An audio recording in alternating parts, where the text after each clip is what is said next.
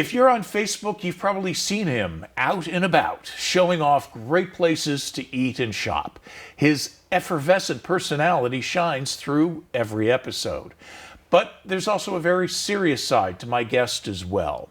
Tyler Butler was a close friend of Jason Galehouse, a Tampa man who was murdered nearly 20 years ago. A second man, Michael Wachholz, was also murdered. And for all these years, Tyler has pursued justice by keeping this horrible story in the public eye. Recently, the killer, Stephen Lorenzo, confessed and pled guilty to both murders. He's asking for the death penalty now. And with me, Tyler Butler, who's been talking about this, working with the police, working with the media all these years. Tyler, welcome to Suncoast People. Thank you so much for having me on the show and asking me to be on and giving me a spotlight. I have to start by first of all saying it's not normal for me to be on the other end talking about myself or anything that I do. I'm usually one asking the questions, so thank you so much for having me on. We'll try to go easy on you, but you were a good friend of Jason Galehouse. Yeah. And after he disappeared, because initially it was he had just disappeared, what did you do? I was just looking for my friend. I was with his mother and myself. We actually drove to Tampa every day. It happened 3 days before Christmas. We drove to Tampa every day, putting posters up of him missing, and was just really dumbfounded by kind of the response that we got from authorities. I had no clue that it would take so many hours to even file a missing persons report. We were just told that before we could file a missing persons report, it was 72 hours before you could even file a persons report like that. And I just remember Carly Bruschi, the little girl that was at the car wash that had went missing. Her story was all over the news. And I thought, well, what made my friend Jason Galehouse any different? 24-year-old male, but he was a gay male. And do you think that had a part? I do. I really do. And it was frustrating to me, not knowing either way, but I really felt that at that time that it had a lot to do with it. We were told by the detective when he was finally able to file the missing persons report that it was a cold case. And I'm like, well, I thought you just said that it couldn't file a missing. I was excited that we were going to finally get moving to hopefully finding where Jason was at. He said, no, it's a cold case. Nobody knew anything. Nobody saw who your friend left with from the club.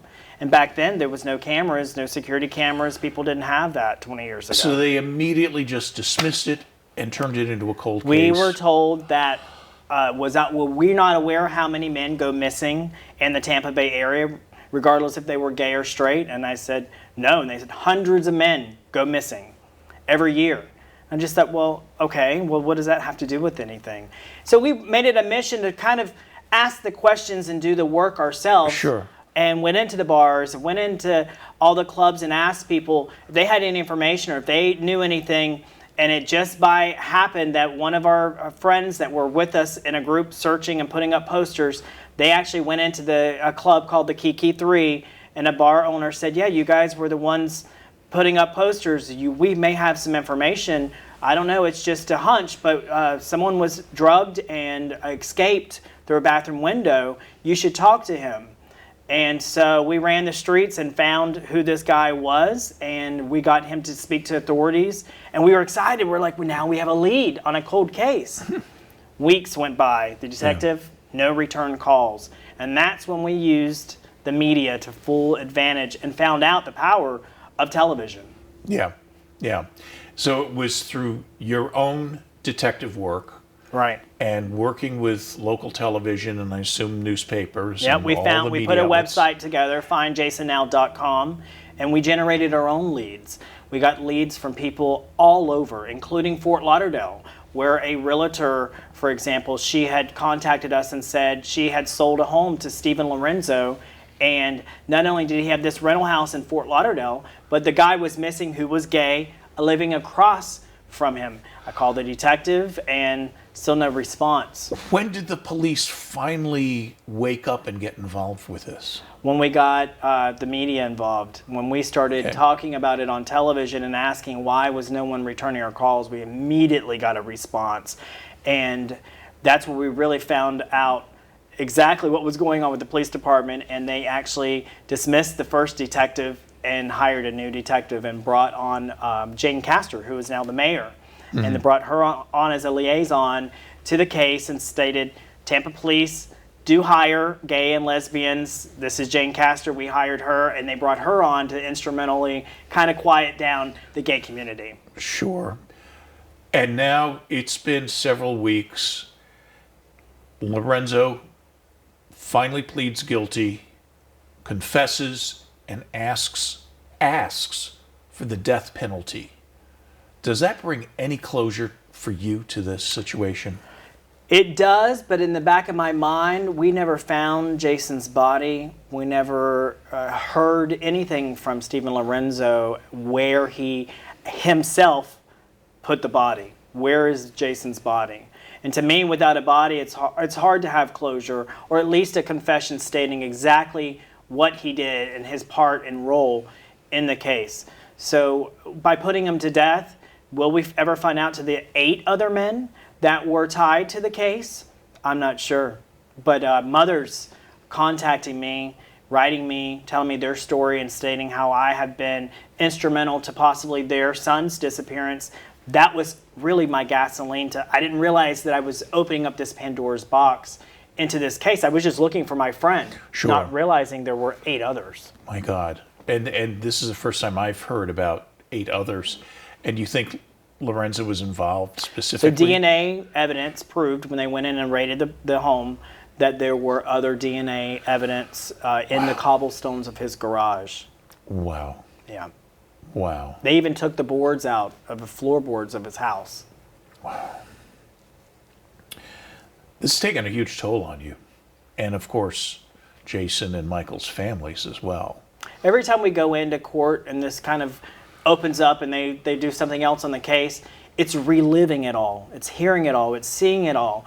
And you would think that it would be easier as time goes on, and it's been 19 years now. It's hard. It's incredibly hard every time hearing everything, and it never gets easy. Yeah. And you know, time heals, but doesn't heal completely. And since then, you've moved on to some other things and much more pleasant topics, but we're going to take a break, a very short break, and we'll be back to talk more with Tyler Butler and what he's up to today. We're taking a break to remind you to please subscribe to Suncoast People on YouTube, Anchor, and Spotify. You can follow us on Facebook and Instagram. Take a moment to like, subscribe, and follow. Thanks for watching and supporting Suncoast People. We're back with Tyler Butler, a multifaceted individual, I have to say, from murder investigator to a marketing expert and video producer, and tell me about how you got into doing all these videos that you do. And Sarasota Socialites? Yeah, so Sarasota Socialites was the original, what I call a product of Out and About. Right. It was before the mothership of Out and About was created. We did something called Sarasota Socialites. And that's where I'd get a group of my friends together, and we had a limo. Generally, we would use a pink limo, but where it all started, or a glitter limo. And we would go, about 16, 17 people would go out and about, for say, with this group called the Sarasota Socialites. And every Friday, we would start downtown Sarasota at a restaurant. They would provide some appetizers, complimentary, for our socialite group. And then we would go to 3 or 4 different places, kind of like a bar crawl. And we would take the car, the limo, get in the car, and we would go to each place, and then we'd do the Facebook Live, which was a big new thing that was just happening at the time, is this live stuff that you could do with your phone. And so that was such a great, fun thing to do, and you would go to each place, and they would provide a shot of alcohol to each place that we do a bar crawl. Of course, I've never been a big drinker or shot drinker, per se, but people in the group loved it, and it worked. It was great. Now, wait a minute, just so I get this clear. You and a dozen plus of your closest friends would go out, appetizers, bar hopping, cocktails, and then Facebook Live. This sounds a little bit like Andy Cohen and Anderson Cooper on New Year's Eve. Right, yeah, it was definitely interesting. That was another reason why I couldn't do the shots or drink, because I was having to keep it all together. You were the designated thinker. Right, but it was still a lot of work. But it was a great way to get exposure as with a large group in these restaurants and talk about each restaurant. But that's where I learned that if I could take a group of people into these different places, that I could probably do this on my own. But before I did that, I decided being in a limo structure wasn't my real thing. Right. It wasn't really sending the right message. Okay. So that's where we created this concept of doing it in an open air environment, which was the Frog Hop. And that was in a trolley that was open air, that was tricked out with all these green lights and fun little lights and stuff, and we would put the music on, and we would go to place in the trolley. And that was amazing. However, it was time to kind of make that next leap. We had a great time. We went to all these different places, but it almost seems like it was a box, and we were only could go so far in that box with what we were doing. So that's where we created the concept of doing it on our own without going with a group. Right. Out and about. And that's how Out and About. And then from that has sort of expanded into other products and actually something that you're doing that is a big help to the community. Tell me about that. So when we created Out and About, going to different restaurants, exposing our locals, which I learned to love because I'm a foodie at heart, and I was able to kind of spotlight those on my own and get that information out there about our locals, nothing corporate, only locally owned locations. I realized that I had something that I didn't realize that I had, and that was the ability to be able to use what we had with the restaurants, giving us gift cards and giving us their retail gift cards and so forth, and giving that to other people. And that's where I realized that I had this platform that I could use and help other people. I had so many restaurant owners and retailers say to me, if I ever needed anything, gift cards or anything to give to charity, that they would do that. And I said, wow, I didn't realize that I had this kind of connection. So that's where I was able to come up with these great shows I was seeing on TV, doing here locally, which was called the We Care movement. And I found women that had battled cancer, that were in remission, that didn't have any hair. I was like, I want to do something to give back. So we put together a production of being able to use these gift cards, these wig shops, and be able to present to these people. So we would get a call and we're told, who was going through treatment. Right. And could we help their friend? We would go to their door and we would surprise them. And yeah, I think you've got a little bit of video from a We Care. Do you want to set it up as what it is that we're going to take a look at right now? Sure. So we were able to surprise a lady with a We Care movement surprise, a day of beauty, and I've got this clip. So my name is Tyler. I'm on a show called Out and About, and we are doing the hashtag We Care movement. And I've been told if anybody deserves what we're about to do today, it's you. Both my breasts removed. Okay. It metastasized into my lymph nodes, so I'm 39 less lymph nodes.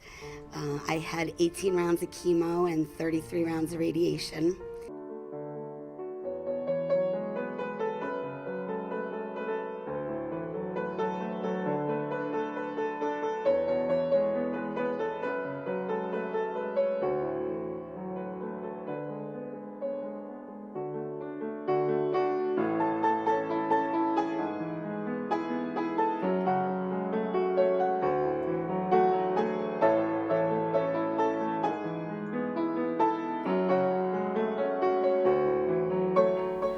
That's really sweet that you did that, and to see the smile and the joy. You really brought some just joy and relief to people. Unfortunately, we've lost some of the women that we were able, but to know that we were able to have a platform to give back and that ability, there's nothing like the feeling of giving, really. Well, and you've now gotten involved, or you were involved with Hurricane Ian and going down and putting some of your fundraising, getting gifts and things going for folks. Right.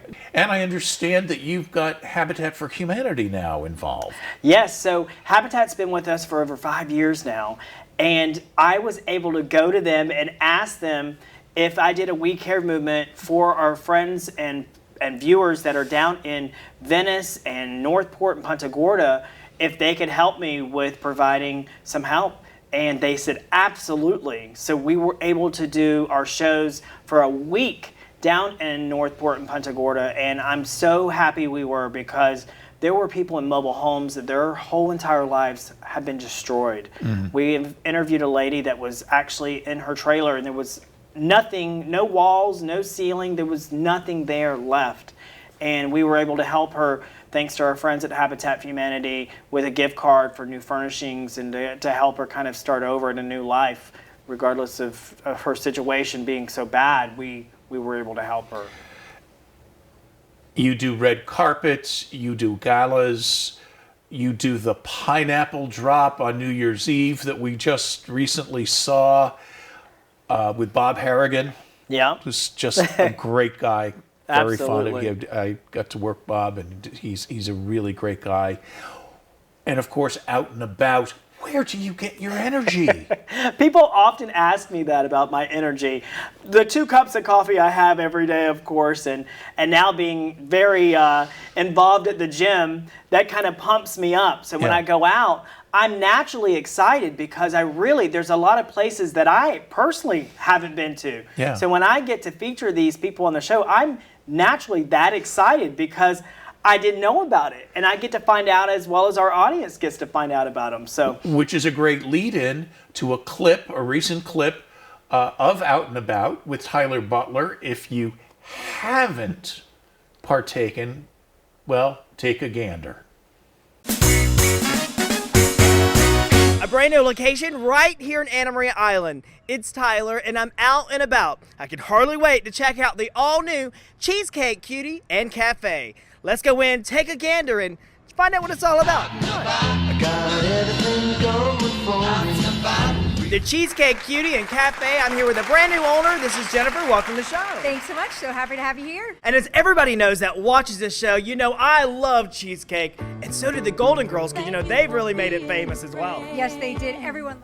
I get tired just looking at this. Where do you get your energy? actually, I get my energy usually from the location, because I just kind of get it off of the individual, and of course the location I generally haven't been there before, so I'm really excited to be there. We need to wrap up, unfortunately. I want to have you back on again, because there are so many other things and so many Sarasota stories that I know that you can share. But I have to ask, what's your guilty pleasure? My guilty pleasure. Yeah. So many people just really don't know about that. I was going to say sweets, but everybody knows that watches the show that my thing is sweets, which I've tried to back off of. But my guilty pleasure, that would be kind of a hard thing to talk about, especially since I don't really talk about myself. I like to highlight other people, so I don't really think about those things. All right. That's fair enough. That's fair enough. I know. That's why I sit in this chair, right? Right. It's a lot easier doing this. A lot easier. Well, Tyler Butler, thank you so much for being on Suncoast People. There are many more questions. We're going to have you on again. And to you, I just want to say thank you for watching. Thank you for being a part of the show. Please send your emails to info@suncoastpeople, it's right down here, at suncoastpeople.com. And make sure to like us on Facebook and YouTube. And in the meantime, I'm Robert Tim, and thanks for watching.